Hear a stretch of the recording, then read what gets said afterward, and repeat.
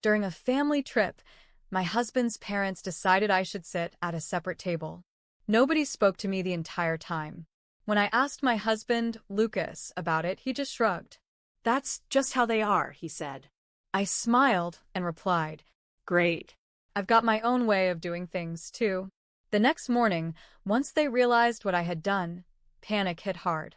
Looking back, I should have seen it coming. The snide remarks, the cold stares, the way I was always treated like a guest in my own marriage. But I kept pretending not to notice, because I loved Lucas. I believed that if I kept showing patience and kindness, things would eventually change. But they didn't. Instead, I ended up stuck on a so-called relaxing family getaway to Hilton Head, South Carolina, that quickly turned into something else entirely. We had just checked into the resort. It was beautiful, straight out of a travel ad.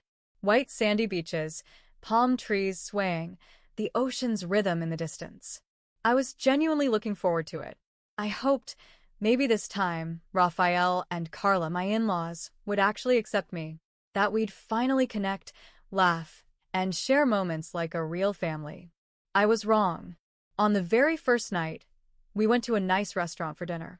The server led us to a long, elegant table prepared just for us. Just as I was about to sit beside Lucas, Raphael interrupted. "There must be a mistake," he said, shaking his head. "She'll need her own table." I stared, thinking I misheard. "Come again?" Carla didn't even glance up from the menu. "That's just how we do things." I turned to Lucas, waiting for him to say something, to speak up and defend me. I was his wife, not a stranger. But he simply exhaled and muttered, "That's just their way." So I sat alone, at a separate table. I should have left right then and there, but I didn't. I convinced myself it was just one odd moment. But it wasn't. The next morning, I woke up early and headed down for breakfast, thinking I'd join them. But they weren't there. I texted Lucas, no reply. I wandered for nearly 30 minutes before finally spotting them all, gathered around a big table, halfway through their meal, laughing like everything was fine. As if I didn't exist. "Why didn't you tell me you were coming down?" I asked. Raphael barely looked up. "We figured you'd catch on." Carla sipped her coffee. "That's how we do things." Lucas? He was already eating like nothing was out of the ordinary. And right then I finally understood. I wasn't one of them. I never had been. And Lucas, he was never truly with me. The rest of the trip followed the same pattern. Every meal, I sat alone. Every activity, they forgot to include me. They went on a private boat ride I only found out from Instagram. A fancy wine tasting? I saw them dressed up in the lobby heading out. Not a word said to me. When I asked Lucas afterward, "You could have at least texted me." He sighed again, as if I was the one being unreasonable. "It's just how they are." That's all he ever said. By the fourth day, I gave up. Stopped asking. Stopped caring. They wanted me to be invisible? Fine. But they didn't know what was coming. Because I had my own way, too. That evening, while they were out drinking and clinking glasses to their perfect family trip, I quietly returned to the hotel room and got to work. I wasn't just going to be left out. I was removing myself entirely. And they were going to feel it. I opened my email, pulled up all the booking confirmations, and got busy. Because guess what? I had made all the reservations. The hotel was in my name. The rental car? On my credit card. The dinner bookings? My account. The spa day Carla had been gushing about for weeks? Yep, I scheduled that too. One by one, I canceled everything. Their rooms gone. Rental car revoked. Waterfront dinner? Not happening. I even called the spa and politely let them know Carla wouldn't be attending her appointment. Then I packed my suitcase, grabbed the keys to the car, and left. While they were raising their glasses, completely unaware, I was already on the road, heading toward Charleston. I booked myself a luxurious suite, ordered room service, and sat out on the balcony listening to the waves, finally feeling at peace. Meanwhile, back at the resort, chaos was brewing. I woke up the next morning in Charleston more rested than I'd felt in days. The ocean breeze drifted through the curtains as I sipped my coffee on a cozy lounge chair, watching the tide. Then my phone started buzzing. Lucas. I ignored it. Then Carla. Then Lucas again. Then Raphael. I turned off the sound and smiled. They had finally realized. I could picture the exact moment it all hit them. Fernando stumbling out of bed, groggy and annoyed, only to find a hotel manager knocking at the door. Sir, there's an issue with your reservation. Carla, mid-stretch, grabbing her phone to check the day's schedule, only to be greeted by a flood of cancellation emails. And Lucas, rubbing his forehead, still half asleep, as he hears his mother's voice climbing from mild irritation to full-blown rage. No hotel rooms. No rental car. No plans. I took a long sip of my coffee and smiled. A few hours later, once I got bored of the silence, I checked my phone. Lucas, where are you? Lucas, what the hell is going on? Lucas, you need to fix this right now. I decided to answer the next call just for entertainment. The moment I picked up, Lucas barked. Where are you?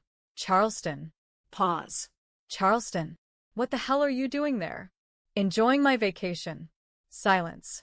I could hear voices in the background, Carla yelling at the hotel staff, Fernando cursing under his breath. Then Lucas asked, voice low, like he was trying to process it all. You canceled everything?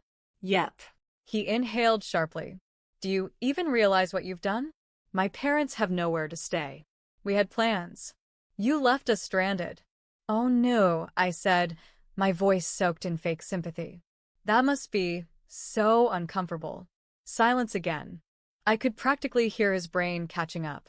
He knew exactly what I was doing. You all wanted me separate, I added. So I gave you exactly that. You're being ridiculous, he snapped. You need to come back. I laughed. No, Lucas. I really don't. And I hung up. Later, I found out just how bad things had gotten for them. Since the hotel was fully booked, they had to scramble to find somewhere else to stay. They ended up at a rundown roadside motel 20 minutes away. The kind of place with flickering lights and a strange damp smell. No rental car meant they had to rely on rideshares. But Hilton Head isn't exactly overflowing with drivers. They got hit with surge pricing on every ride. And the fancy waterfront dinner Fernando had been bragging about for weeks? Completely booked. They had to settle for some tourist trap filled with screaming kids and overpriced seafood. Carla lost it at the spa. When she found out her reservation was gone, she threw a full tantrum and demanded they make room for her anyway. They didn't. I got all of this from the angry texts Lucas sent me later. Lucas, you really just left us like this? Lucas, my mom is furious. She got embarrassed at the spa. Lucas, my dad's losing it over the dinner thing. Lucas, I hope you're proud of yourself. I was. I really was. I figured that was the end of it, a little chaos, some well-deserved payback. But then something unexpected happened. A few hours later, my phone buzzed again. This time, it wasn't Lucas. It was a message from Mariana, his cousin. Mariana, hey. I heard what happened. And honestly, good for you. I frowned, rereading it. Mariana and I had always been on good terms, but we weren't particularly close. Mimi? What do you mean? Her next message made my heart drop. Mariana. They did the same thing to Lucas's ex-wife. I sat straight up. Lucas's ex-wife. He had told me they just grew apart, nothing dramatic, just different directions. I never questioned it. Me, what do you mean? What happened? Mariana. She went on a trip with them. They treated her like trash. Made her sit alone, ignored her completely, acted like she wasn't there. She left halfway through and filed for divorce a month later. My heart was racing. Mariana messaged me again. Her words were simple, but they hit hard. I didn't say anything before, because I thought you already knew. But after what they did to you, I realized. He never told you, did he? No. No, he hadn't. Because if he had, I would have never agreed to go on that trip. If I had known the truth, I would have seen it coming. This wasn't just their way. This was a pattern. And Lucas? He had known exactly what was about to happen. And he let it happen anyway. That night, Lucas called again. This time, I picked up. I need you to fix this, he said immediately, voice low and tense with frustration. But I didn't let him finish. No. I understand everything now. This wasn't about some quirky tradition. This was about control. You knew what your parents were going to do, and you let it happen.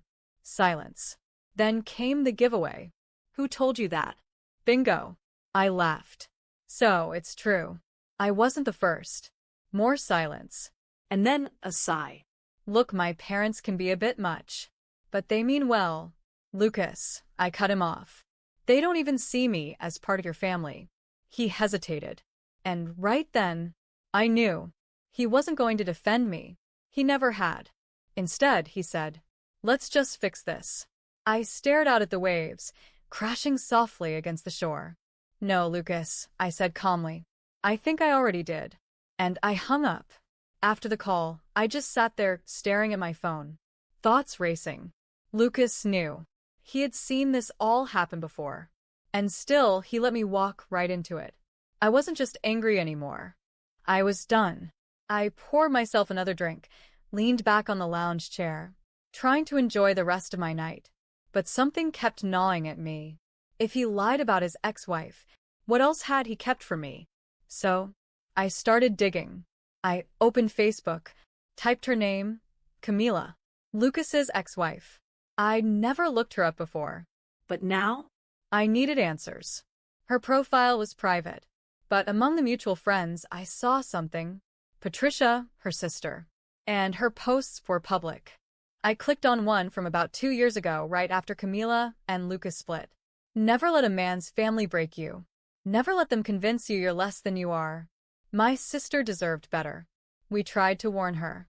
Never again. My stomach twisted. I scrolled down, and there it was. A comment from Mariana.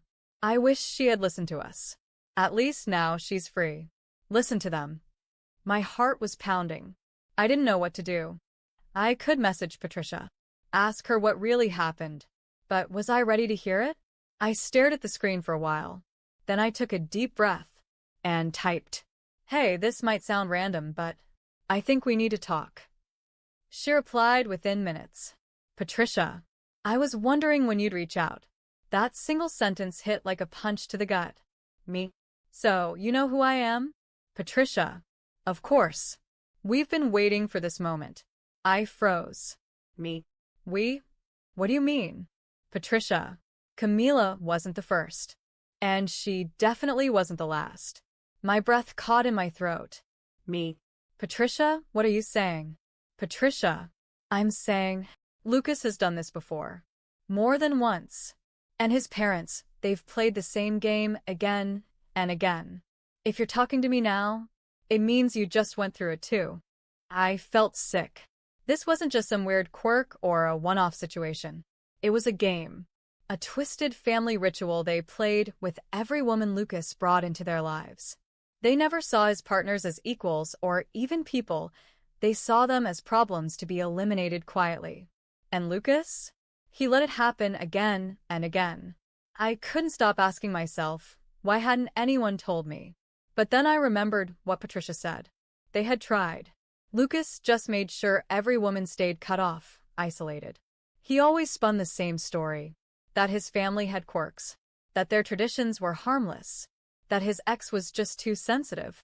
He told me Camila had always overreacted, couldn't adapt, created drama where there was none. But now I saw it clearly. Camila hadn't been dramatic. She had been cornered. And now so had I.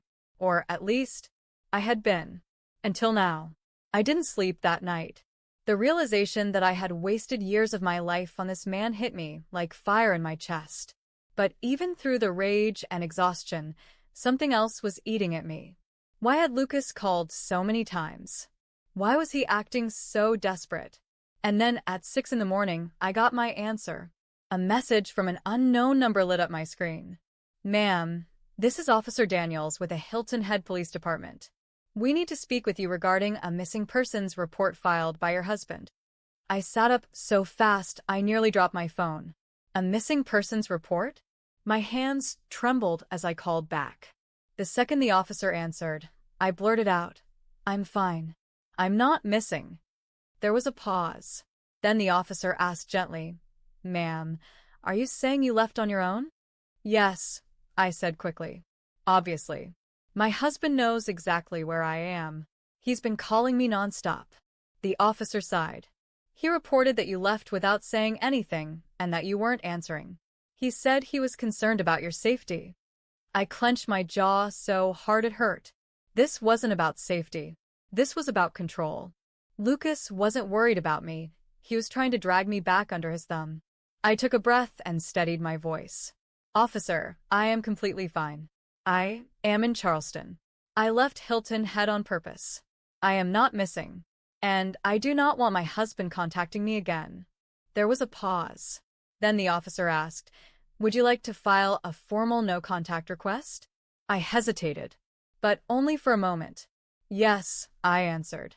And just like that, I took the first legal step away from Lucas. Not even an hour later, my phone buzzed again. This time it wasn't the police. It was Carla. Her message read, "I cannot believe you would humiliate us like this." I laughed out loud, ignored it. Then another message came in. "You made Lucas involve the police. Do you have any idea how this makes us look?" I stared at the screen. "Oh, I made him do that?" I rolled my eyes and took another sip of my coffee. But the messages didn't stop. They just got worse. "This family has done nothing but try to welcome you. You're being incredibly selfish. You need to come back and fix this." And then came the final one. The one that made my blood run cold. "If you don't come back, Lucas is going to make things very difficult for you." I froze. It wasn't even subtle. It was a threat. I sat back and read that last message over and over. I had thought this was just about power, a family obsessed with control. But this wasn't just about humiliation anymore. It was about destruction. They weren't trying to push me out. They were trying to crush me. And if I didn't act fast, Lucas was going to make sure they succeeded. I stared at Carla's words, that final sentence. "If you don't come back, Lucas is going to make things very difficult for you." It wasn't a warning. It was a promise. Something shifted inside me in that moment. This wasn't a misunderstanding or cold in-laws. This was war. And I was supposed to roll over and lose. But I wouldn't. Not this time. I cracked my knuckles, took a deep breath, and typed one single reply. "Perfect. Let's make things difficult then." And with that, I booked a hotel conference room in Charleston. Sent out the invitations to Lucas, his parents, and Mariana. If they wanted a war, I was bringing it straight to their doorstep. The next morning, I sat at the head of a long wooden table. There was nothing on it but bottled water and silence. I didn't wait long. The door slammed open. Lucas was first storming in, his jaw so tight I thought he might break a tooth. Carla followed close behind, heels clacking like a metronome of rage. Fernando's face was already red, his hands balled into fists. Mariana came in last, her arms crossed, her face unreadable. But she gave me a subtle nod. I didn't know if she was here to mediate, witness, or just enjoy the chaos. I leaned back, calm and steady. "Glad you could all make it." Lucas's voice cut through the room like a knife. "What the hell is this?" I smiled. Slowly, deliberately. "This," I said, "is a conversation." He had been so desperate to talk. So I gave him exactly that. Fernando scoffed from across the table, arms crossed, clearly unimpressed. Thought this was funny, didn't he? But I stayed calm. This wasn't funny. It was pathetic. This entire family played twisted little games with every woman who dared walk through their door, and this time they chose the wrong one. Carla narrowed her eyes. Claimed I had abandoned them.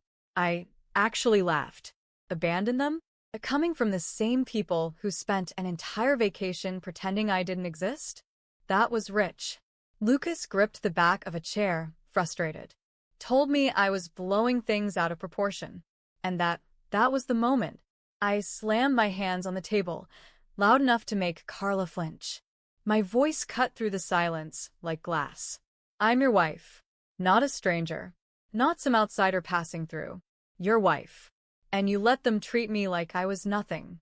Then I pointed right at Lucas. You knew. You knew this wasn't the first time they'd done this. You knew what was happening. And you just let it happen again. He went pale. Carla jumped in, her voice pitched high. Said they were simply following family tradition. No. That wasn't tradition. That was control.